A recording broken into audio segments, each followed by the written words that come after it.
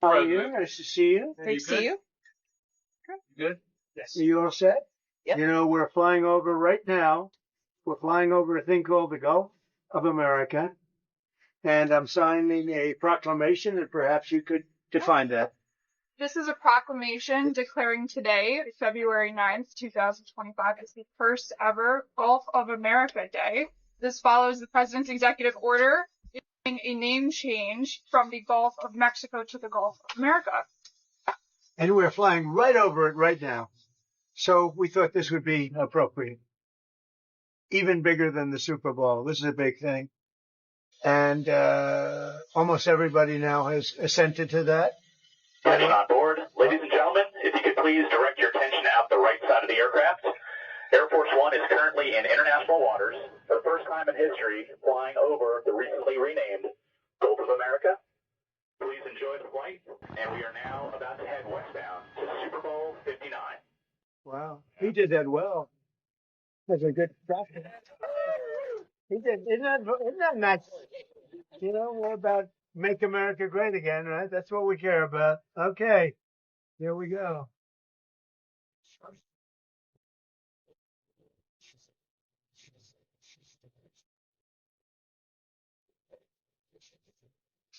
So this is a famous pen now, and we'll put it with something.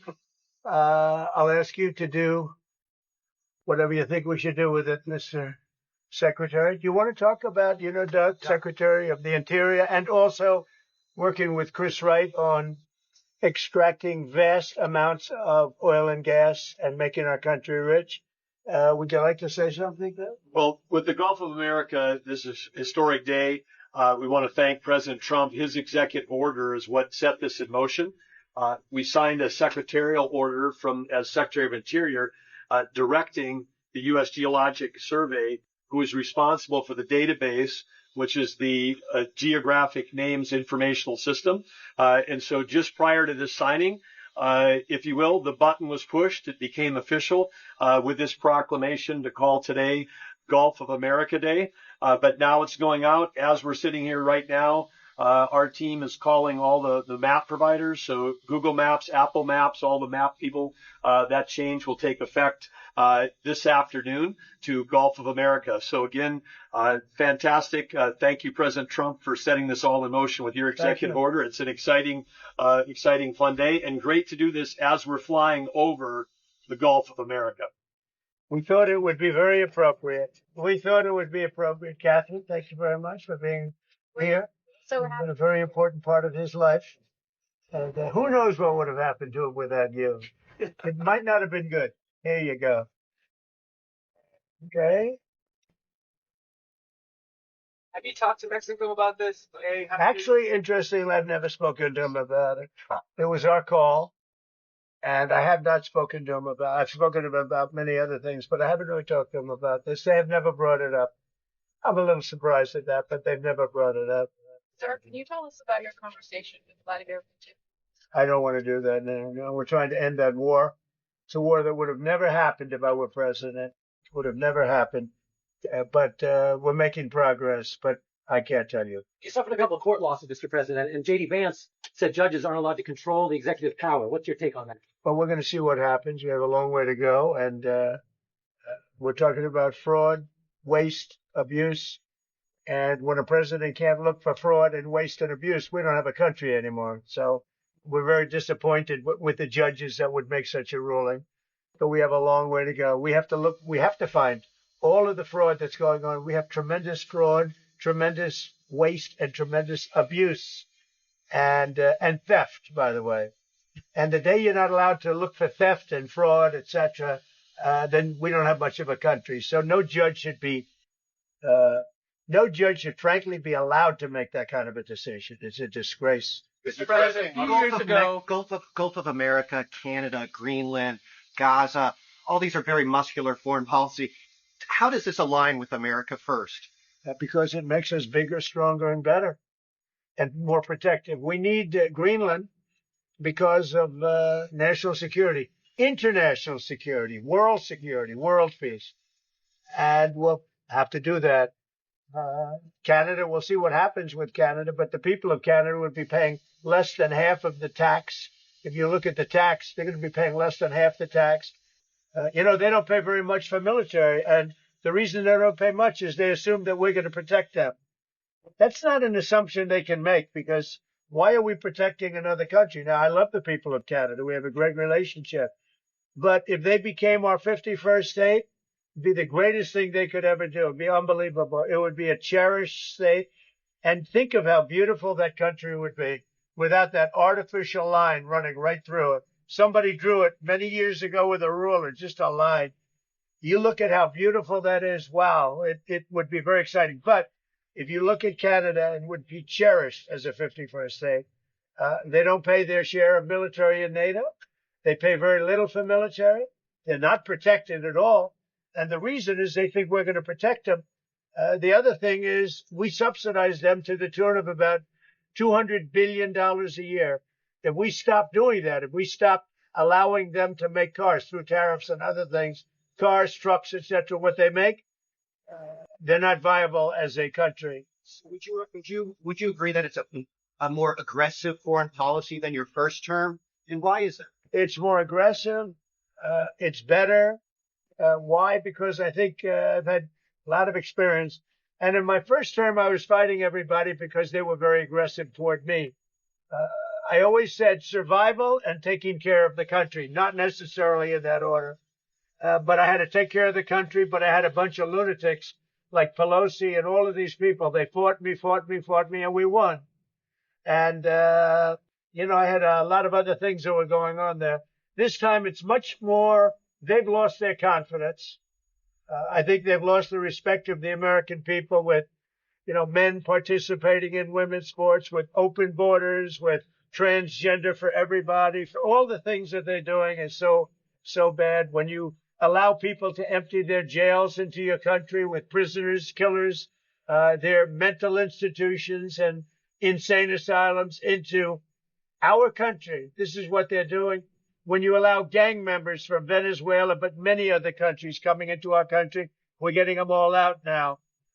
They've lost their credibility, but they've also lost their confidence. So I have more time to do what I want to do. So we're making our country larger. We're making our country stronger. And in the case of Canada, if this should happen, I don't know how they can do it without us, because without the U.S., Canada really doesn't have a country. They do almost all of their business with us. And if we say we want our cars to be made in Detroit, with a stroke of a pen, I can do that. And other things in addition to that would not allow Canada to be a viable country. Mr. President, you said you're going to honor first responders today, but you pardoned hundreds of people who assaulted first responders. Why did you do that? Who? I'm sorry? You were going to meet with first responders today. Yeah. But you pardoned people who assaulted first responders. No, I pardoned people that were assaulted themselves. They were assaulted by our government. I pardoned J6 people who were assaulted by our government. That's who assaulted. And they were treated unfairly. There's never been a group of people in this country, outside of maybe one instance that I can think of, but I won't get into it, that were treated more horribly than the people of J6. So, no, I didn't assault. They didn't assault. They were assaulted. And what I did was a great thing for humanity. They were treated very, very unfairly. There's never been an incident like it. Mr. President, two foreign policy questions. On Putin again, you realize if you don't clarify that, everyone's going to assume you're talking to President Putin regularly. Well, they can assume that. So it makes sense. Well, I don't want to talk about it. And if we are talking, I don't want to tell you about the conversation. It's too early. But I do believe we're making progress. We want to stop the Ukraine-Russia war. And I want to stop it just because I hate to see all these young people being killed. The soldiers are being killed by the hundreds of thousands. So you're starting to put together a plan for like peace formula or we're talking to both sides. And then on Japan, are you okay with having a foreign country having a controlling interest in a U.S. steel company? Well, let's look at this. When I came here, they were going to buy it, and Biden was going to approve it. All of a sudden, Biden didn't because he heard I wasn't going to. I don't want U.S. steel being owned by a foreign country. They can have they don't have a controlling. They have an investment. All they're going to have is an investment. But will it get joint? I don't mind an investment in a company, but especially U.S. Steel. U.S. Steel for 15 years was the greatest company in the world, the greatest #1 company in the world. And I'm not going to let another country buy it. We had a great meeting on that, but they are allowed to invest in it, and that's different. Mr. President, on tariffs, sir, you've talked about reciprocal tariffs coming in this week. Can you tell us a little bit more about that? And are you announcing a plan for it this week? Yeah, I'll be announcing. Kick in. I'll be announcing probably Tuesday or Wednesday at a news conference reciprocal tariffs, and very simply, it's if they charge us, we charge them. That's all. When is it going to affect, sir? Almost immediately, but I'll be announcing the details of it, highly detailed, and it'll be great for everybody, including the other countries. But if they are charging us 130% and we're charging them nothing, it's not going to stay that way. This is on every country?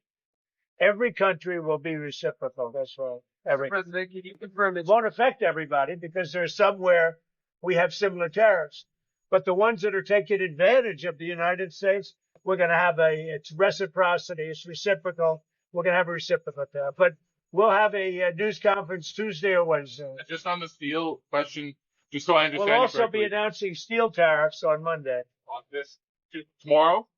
Monday, yeah, tomorrow. What countries will those go on? Everybody. Steel. Including Canada, Mexico, Yeah. United States? Any steel coming into the United States is going to have a 25% tariff. What about aluminum, sir? Aluminum too.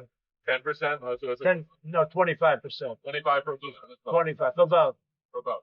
On steel, sir, are you ruling out then Nippon Steel having a 51% stake or higher? They won't have a majority stake? Nobody can have a majority stake for U.S. Steel. They can for other companies, but not for U.S. Steel. I think you agree with that, Doug, right? U.S. Steel was one of our great companies, and through a lot of stupidity and bad government and also bad management of the company, it lost that luster. But it's going to gain it back, and tariffs are going to help. Tariffs are going to make it very successful again. And I think it is good management now, too. Yeah. May I ask one, please?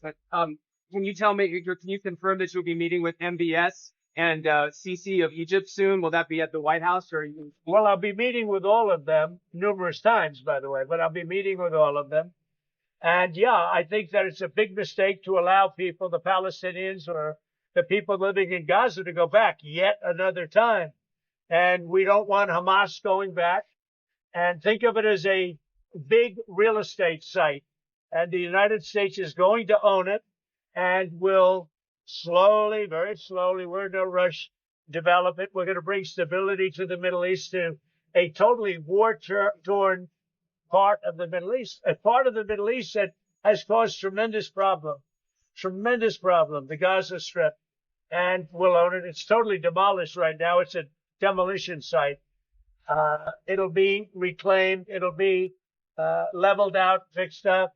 There won't be anybody there. Hamas won't be there. We'll be building through other of the very rich countries in the Middle East.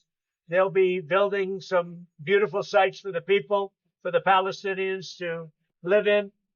They'll be living in harmony and peace probably for the first time in hundreds of years. Just to clarify, I know you don't want to tell us about your conversation with President Putin, but can you clarify whether you had that since you've been in office, or whether it happened before you became president? I've had it. Let's just say I've had it. And I expect to have many more conversations. We have to get that war ended. It's going to end, and we have to get it ended. And we have to get it ended. So should have never happened, would have never happened if I was president. President, 50 years ago, your vice president said that suggested that if the Supreme Court rules in a way you don't like, just let them enforce it. Do you agree with that? Say the last part. The vice president suggested that if the Supreme Court rules in a way that you don't like, they can just enforce it by themselves. Do you agree with that? I don't know even what you're talking about. Neither do you. Who are you with? Up close, sir. Who? Up close. Oh, no wonder. I thought they died. Are they still around? I haven't read them in years. I thought they died.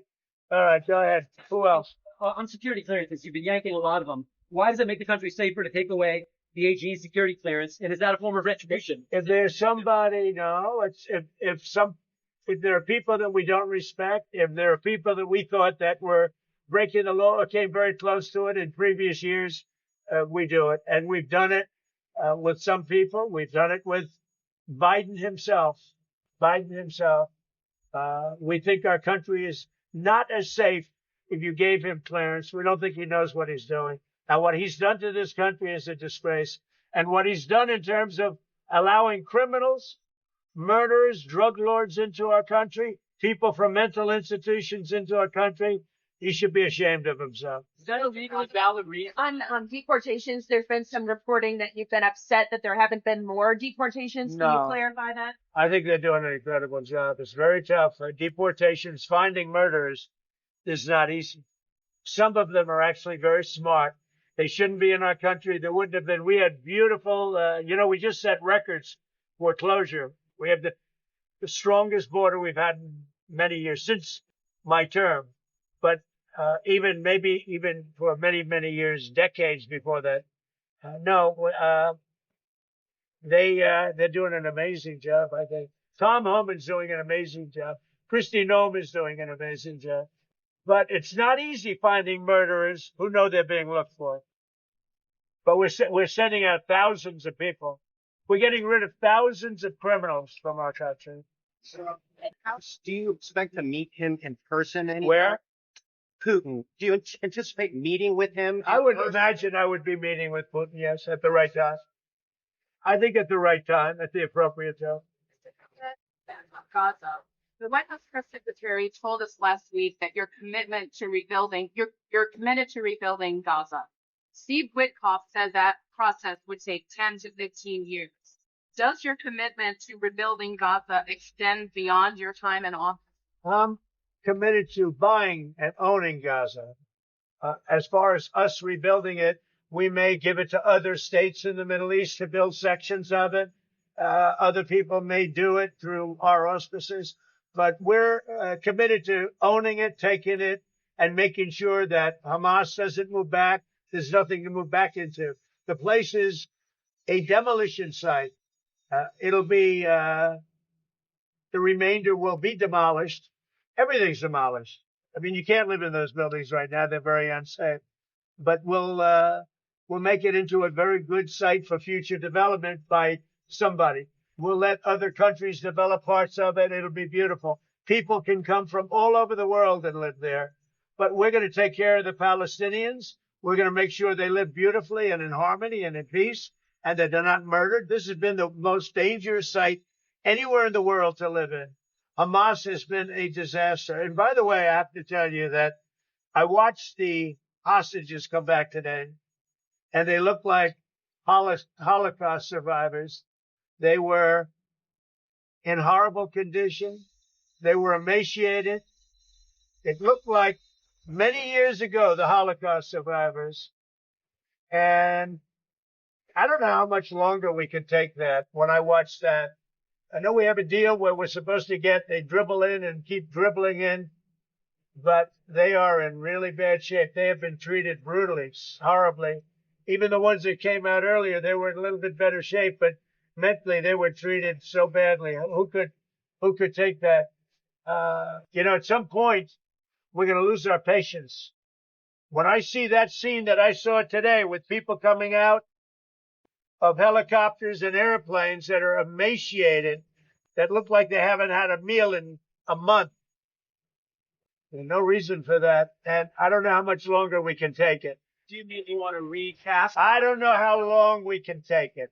When I watch people that were healthy people a reasonably short number of years ago, and you look at them today, they look like they've aged 25 years. They literally look like the old pictures of Holocaust survivors. The same thing. I mean, the same thing. And I don't know how long we're going to take that. Have you got some advancement in your proposals for some of the Gulf or Arab nations to take some of the Palestinian people and get them Yeah. on? Like, what do you think the reason is for their hesitancy? There's some very honest reason that they've even told privately, or that you think why they're hesitant to take the Palestinian people. Why are they hesitant to take them? Because they never spoke to me. They spoke to other people. They didn't speak to me. When they speak to me, they're going to take them. Because they think that you would not allow them to return to Gaza? No, Is that part? they don't want to return to Gaza. If we could give them a home in a safer area, the only reason they're talking about returning to Gaza is they don't have an alternative. When they have an alternative, they don't want to return to Gaza. If they had a home that was safe, where you don't have Hamas threatening them, killing them, torturing them, they'd rather not return to Gaza. But right now, Gaza is the only alternative. As far as the other regions, the only reason they maybe don't act enthusiastic is they haven't talked to me. They talk to other people, but not to me. When they talk to me, they'll be enthusiastic. And on spending, you found some maybe questionable expenditures, or Elon Musk has Not found some questionable. The whole country looks like it's a fraud. It's fraud, waste, abuse, but it's a tremendous fraud. And what Elon and his group of geniuses have found is unbelievable. It's unbelievable. And that's just in USAID. Soon we're going into education. You'll find the same thing, but bigger. Soon we're going into the military, and you're going to find a lot of bad things happening there. You'll find it because our government has not functioned properly for many, many years, and we're going to make it function properly. We're even looking at treasuries. There could be a problem. You've been reading about that with treasuries. And that could be an interesting problem because it could be that a lot of those things don't count. In other words, that some of that stuff that we're finding is very fraudulent. Therefore, maybe we have less debt than we thought of. Think of that. So a lot of things are happening, but Elon's doing an excellent job. We started with 12 guys with high IQs, and now we have 100 guys with very high IQs. Do you think Congress has failed to do their oversight, or do you think your first administrations, your cabinet agencies? I think everybody failed. I think everybody failed. And why does Elon's financial disclosure remain secret?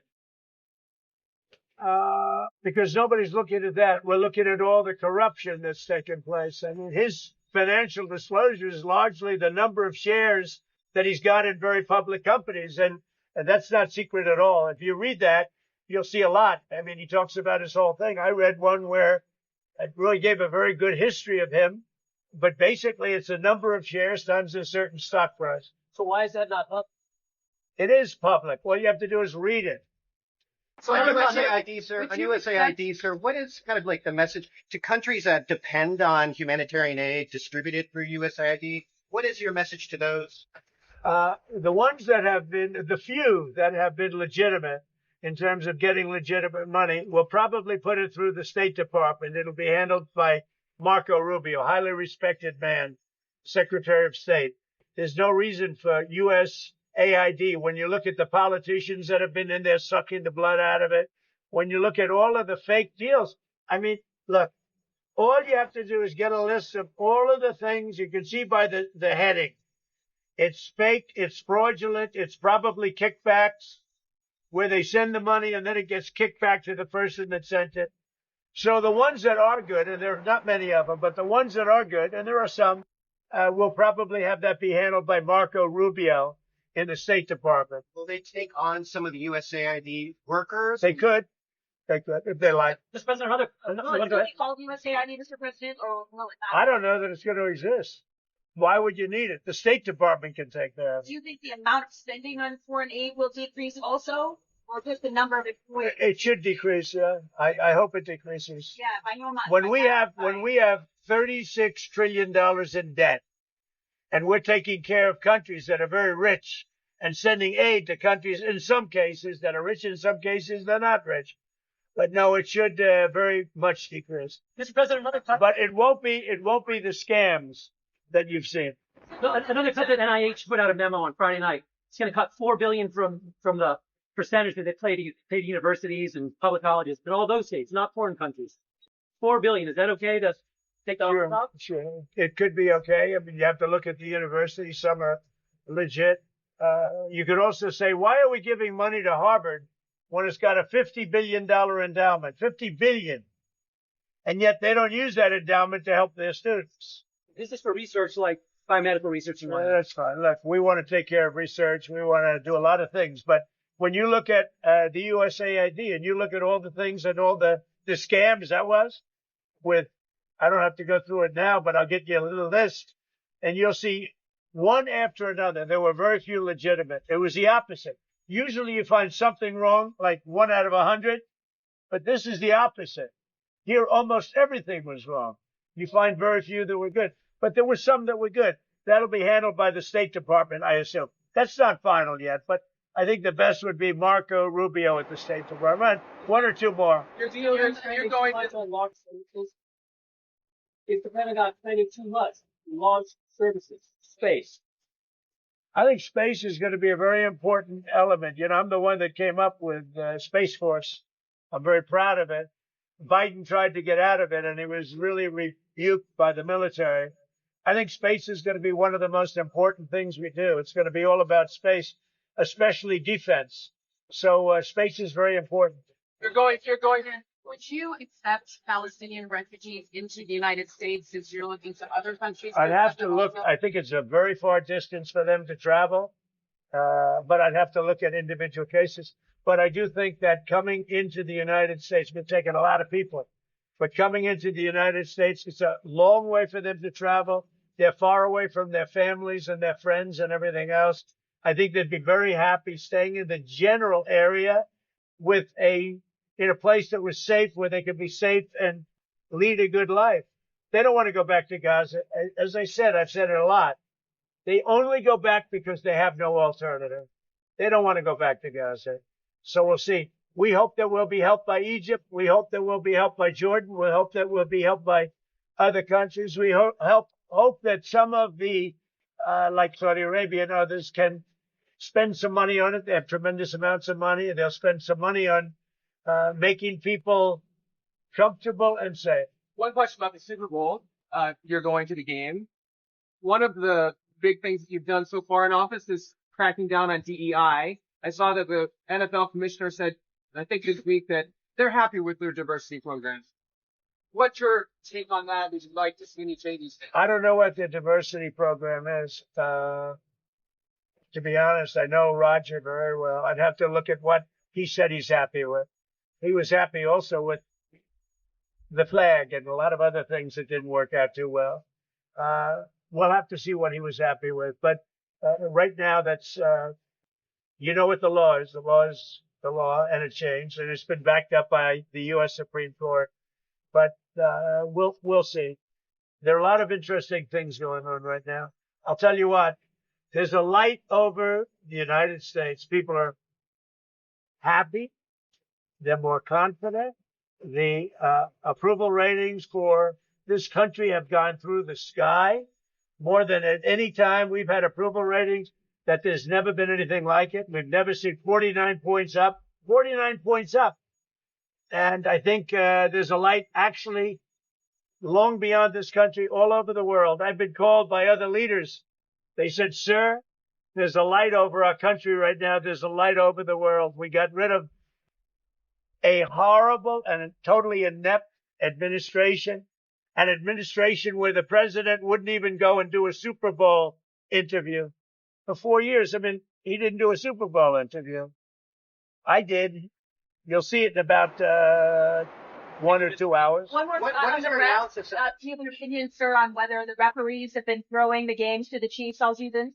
I don't believe that. No, I don't believe that. What is your analysis of the game? What are you looking to watch for? Well, I think you're going to have a great game. It's 2 great teams. I don't know. Who knows who's going to win?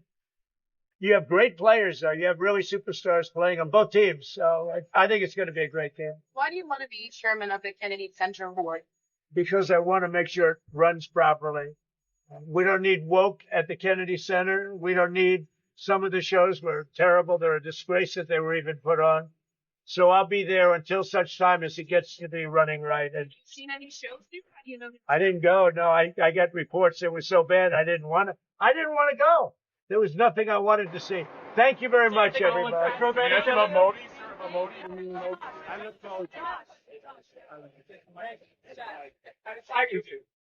He was great. He's a great guy. He's very sad over his mother's pass. He's a great guy. Thank you, Thank you, Mr. President. Thank you, Mr. President.